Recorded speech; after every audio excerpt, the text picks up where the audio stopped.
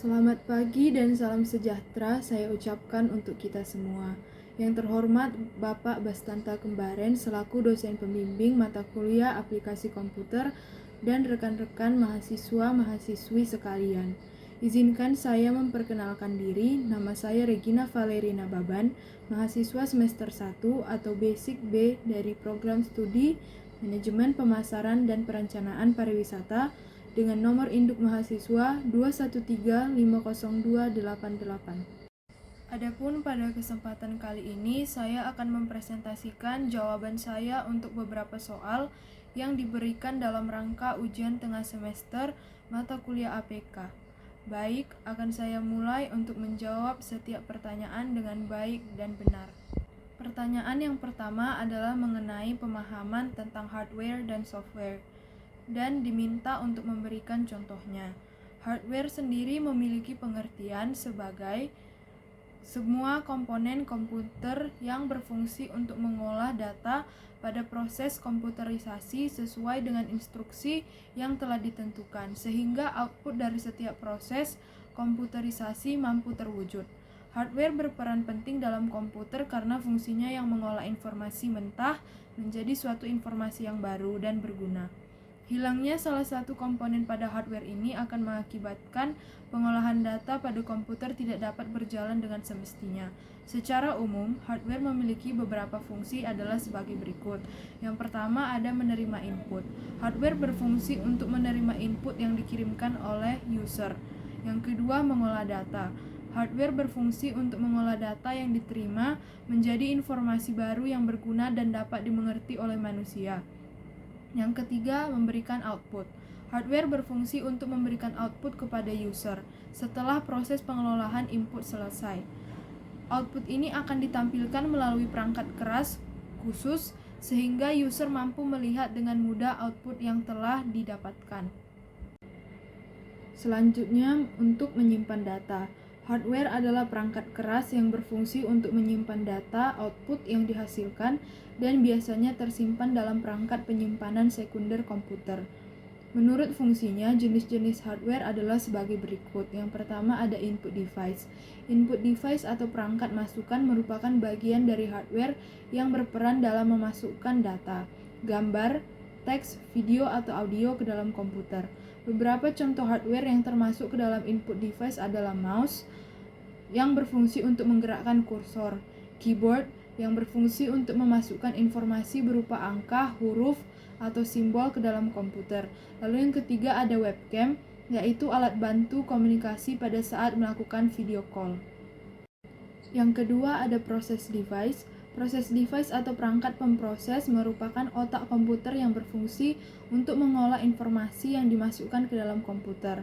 Beberapa contoh hardware yang termasuk ke dalam proses device adalah VGA, berfungsi untuk mengolah beberapa informasi berupa data grafis. RAM berfungsi untuk menentukan kecepatan akses komputer. CPU yang berfungsi sebagai otak komputer yang mengatur seluruh proses yang ada pada komputer. Yang ketiga ada output device. Output device atau perangkat keluaran merupakan bagian dari hardware yang berfungsi untuk menghasilkan informasi baru atau data yang berguna dan dapat dimengerti user. Informasi baru ini dikeluarkan melalui perangkat lain yang terhubung ke komputer seperti monitor, printer, atau proyektor. Beberapa contoh hardware yang termasuk ke dalam output device yaitu printer, berfungsi untuk mencetak informasi atau data yang dihasilkan. Kemudian ada monitor yang berfungsi untuk menampilkan informasi baru yang telah diproses sebelumnya sehingga pengguna dapat melihatnya. Yang keempat ada storage unit. Storage unit atau perangkat penyimpanan merupakan bagian dari hardware yang berfungsi untuk menyimpan data di dalam atau di luar komputer. Beberapa contoh hardware yang termasuk ke dalam storage device yaitu hard disk internal yang berfungsi untuk menyimpan data pada perangkat di dalam komputer, hard disk eksternal yang berfungsi untuk menyimpan data pada perangkat di luar komputer. Salah satu jenis hard disk eksternal yaitu flash disk. Yang kelima ada peripheral. Peripheral atau perangkat tambahan adalah komponen hardware yang membantu komputer dalam memproses informasi yang dimasukkan ke dalam komputer. Beberapa contoh hardware yang termasuk ke dalam peripheral yaitu modem yang berfungsi untuk menghubungkan komputer ke jaringan internet dengan cara mengubah sinyal digital menjadi sinyal analog dan sebaliknya. Sedangkan untuk software adalah sekumpulan data elektronik yang tersimpan dan dikendalikan oleh perangkat komputer. Data elektronik tersebut meliputi instruksi atau program yang nantinya akan menjalankan perintah khusus. Perangkat lunak juga disebut sebagai bagian sistem dalam komputer yang tidak memiliki wujud fisik yang diinstal dalam sebuah komputer atau laptop agar bisa dioperasikan. Perangkat lunak menjadi sesuatu yang penting dalam kehidupan sehari-hari, terutama dalam meningkatkan produktivitas kerja. Terdapat banyak kategori software yang digunakan sesuai dengan fungsi dan kebutuhan pengguna. Berikut beberapa contoh yang akan saya berikan mengenai software yang sering digunakan. Yang pertama ada software system. Perangkat lunak ini berperan sebagai sistem operasi komputer seperti Windows, Linux, dan Mac. Lalu yang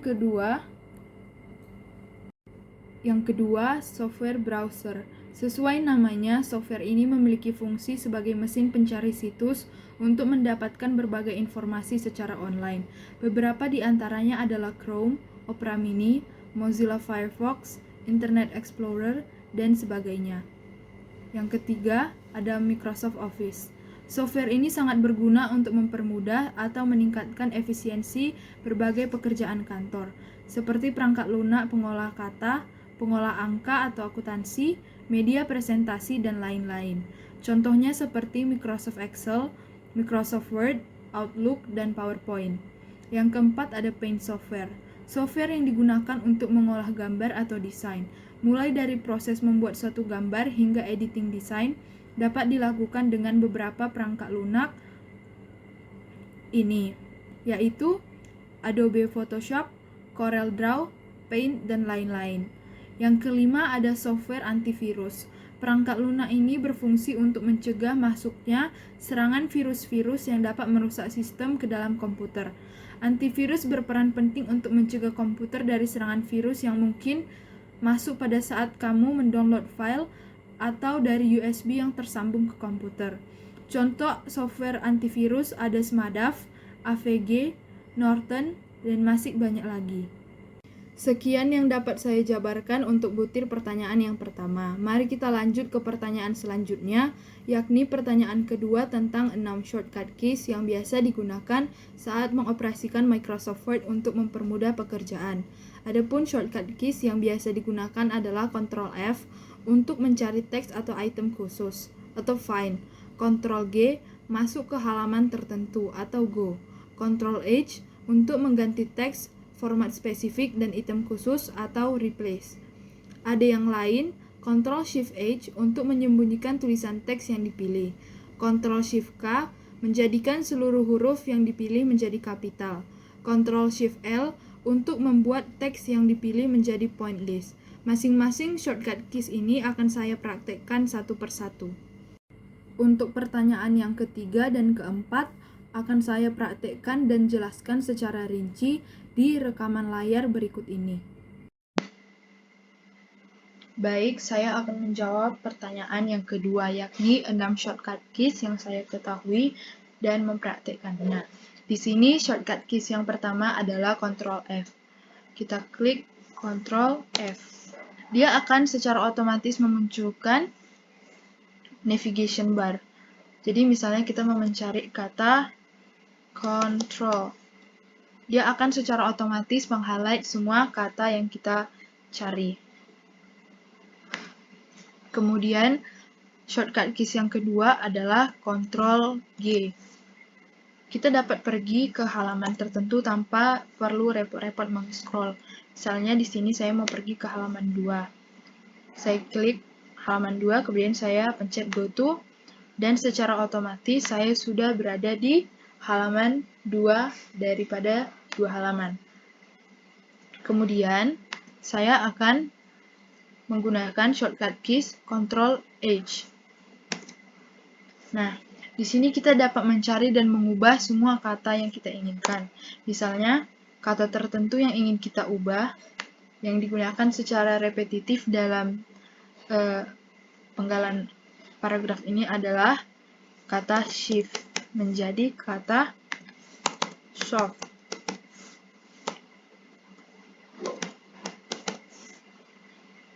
Kita klik refresh all, dan semua kata shift telah berubah menjadi soft. Di sini ada 3 kata shift, jadi dia berubah menjadi soft. Kemudian ada yang lain, yakni Ctrl Shift H. Ini akan menyembunyikan kata yang kita highlight.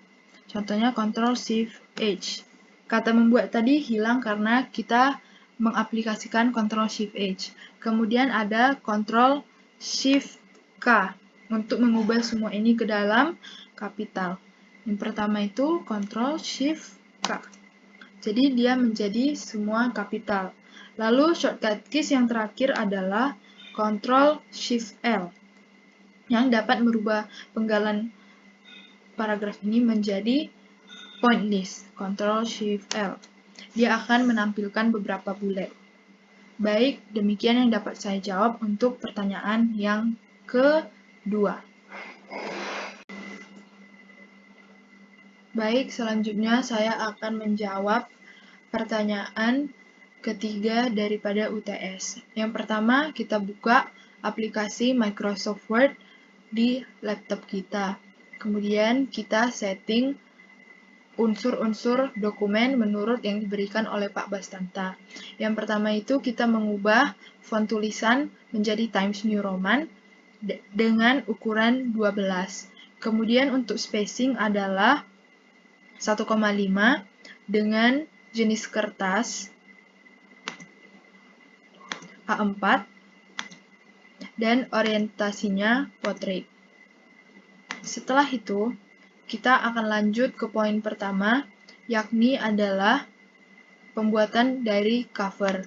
Kita dapat pergi ke insert, kemudian mengklik cover page, dan memilih cover sesuai dengan kebutuhan.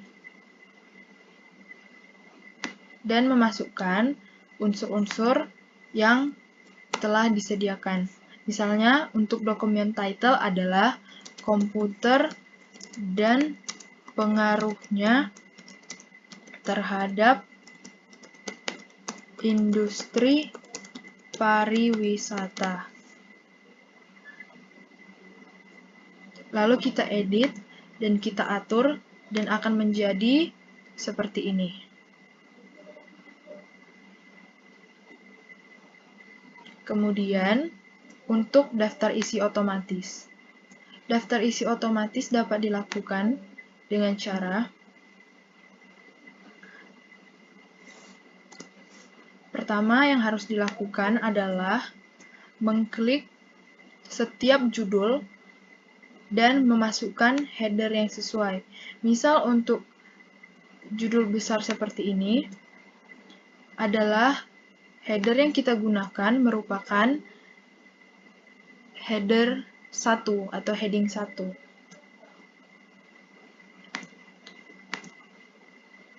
Dan untuk judul sub seperti ini atau subjudul adalah heading 2. Setelah kita lakukan hal yang sama ke beberapa judul yang ada di dalam dokumen ini, kita tinggal mengklik References, kemudian pergi ke Table of Contents. Lalu kita klik Automatic Table 1. Setelah itu kita akan dapat melihat daftar isi yang terbuat secara otomatis setelah kita mengubah headingnya. Kemudian, yang selanjutnya adalah cara pembuatan tabel dalam dokumen. Hal pertama yang harus dilakukan adalah mengklik Insert, kemudian pergi ke kolom tabel. Di sini kita dapat membuat tabel sesuai dengan kebutuhan kita. Misalnya, data yang akan saya masukkan adalah nama dan nomor induk mahasiswa.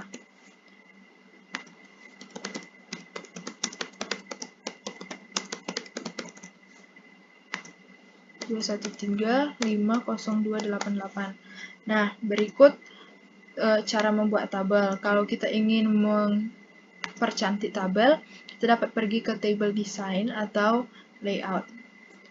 Di sini saya akan memberikan sentuhan warna hitam untuk tabelnya. Kemudian yang selanjutnya adalah cara memasukkan gambar ke dalam dokumen. Yang pertama itu kita klik lagi insert, kemudian di samping kolom tabel ada kolom pictures. Karena kita menyimpan gambar di dalam laptop ini, maka kita klik this device. Kemudian kita akan pergi ke folder pictures, lalu kita klik gambar yang sudah kita simpan. Lalu klik insert. Dia akan secara otomatis tertampil di dalam dokumen. Jika kita ingin mengubah posisi atau ukurannya, pertama kita harus mengubah layout options-nya. Biasanya saya menggunakan behind text. Nah, jadi kita dapat menyentuh dengan menarik kursor, mengecil dan membesarkan, serta memindahkannya ke samping, ke kiri, ke kanan, dan ke kiri. Dalam dokumen saya sendiri, gambar saya gunakan beberapa kali, dan saya masukkan dengan metode yang sama. Saat ini, seperti ini, satu, ini, dan ini. Kemudian untuk tabelnya sendiri merupakan tabel pertumbuhan pengguna internet. Berikut yang dapat saya tampilkan untuk menjawab pertanyaan nomor 3. Sekian dari saya. Terima kasih. Kita lanjut ke pertanyaan berikutnya. Berikutnya adalah cara membuat header dan footer pada suatu dokumen Word. Yang pertama untuk membuat header adalah kita dapat menekan bagian atas dari dokumen beberapa kali, dan kemudian akan menampilkan kolom yang menunjukkan beberapa template header dan juga beberapa template footer. Di sini saya memakai template dari Microsoft Word yang secara langsung telah memberikan halamannya di sampingnya. Namun, jika kita ingin memindahkannya ke bawah atau memilih template yang tidak ada nomor halamannya, kita dapat pergi ke kolom insert, lalu menekan page number. Di sini kita dapat memilih posisi daripada nomor halaman tersebut. Contohnya dari atas saya ingin membuatnya ke bottom of page. Kita pilih yang plain number 1. Nah, dari tadi yang nomor 2-nya ada di atas, sekarang juga dapat kita temukan di footer bagian bawah. Namun pada dokumen ini, footer yang saya buat adalah beberapa sitasi dari para penulis dan buku-bukunya. Untuk membuat footer juga sama, kita hanya perlu menekan beberapa kali bagian bawah, dan kemudian akan membawa kita ke kolom header and footer. Hal pertama yang harus dilakukan saat membuat undangan dengan metode mail merge adalah memiliki kop surat sebagai berikut dan isi surat undangan seperti berikut. Lalu, hal selanjutnya yang perlu kita siapkan adalah Excel dengan beberapa data yang akan kita cantumkan di surat undangan tersebut. Kemudian, kita mengklik tab Mailings. Setelah itu, kita pergi ke tabel Select Recipients. Setelah itu, kita klik Use an Existing List. Existing list tadi adalah list yang kita buat di Microsoft Excel sebelumnya. Kita buka file Excel tersebut. Karena tadi saya mengerjakannya pada sheet pertama, kita klik OK. Kemudian, kita memblok setiap unsur yang akan kita masukkan dengan metode mail merge. Di sini akan ditampilkan bagian-bagian atau data-data yang telah kita format dengan mail merge tadi. Di sini yang pertama akan saya merge adalah nomor surat. Jadi kita klik nomor surat, dia otomatis akan berubah. Lanjut ke nama penerima dengan cara yang sama. Lalu ke jabatan penerima, dan kemudian yang terakhir adalah alamat penerima. Baik, jika kita cocokkan dengan data yang telah kita buat di Microsoft Excel tadi, Dr. Bahagia Tondang, Kaprodi PPH, dan alamat penerima di Polonia. Sama dengan yang kita tuliskan di sini. Dengan melakukan ini sekali saja, kita dapat membuat beberapa undangan sesuai dengan data yang ada di Excel tadi. Ini untuk yang data yang pertama, milik Pak Bahagia Tondang. Kemudian ada Bu Heti, Pak Muhammad Irsan, dan yang lain-lainnya. Berikut cara saya melakukan pembuatan undangan dengan metode mail merge. Terima kasih. Pembuatan undangan rapat melalui metode mail merge tadi sekaligus menjadi tanda bahwasanya kita sudah sampai pada akhir presentasi jawaban ujian tengah semester mata kuliah aplikasi komputer milik saya. Sekiranya Pak Bastanta dan teman-teman sekaligus dapat menerima dengan baik jawaban-jawaban saya. Esensi yang tertuang ke dalam pemaparan ini masih sangat jauh dari kata sempurna. Sekiranya ada kritik dan saran, mohon dimaafkan, dan saya akan mengusahakan untuk dapat melakukan pemaparan yang lebih baik lagi ke depannya. Terima kasih untuk waktunya Pak Bastanta dan rekan-rekan mahasiswa sekalian, dan selamat siang.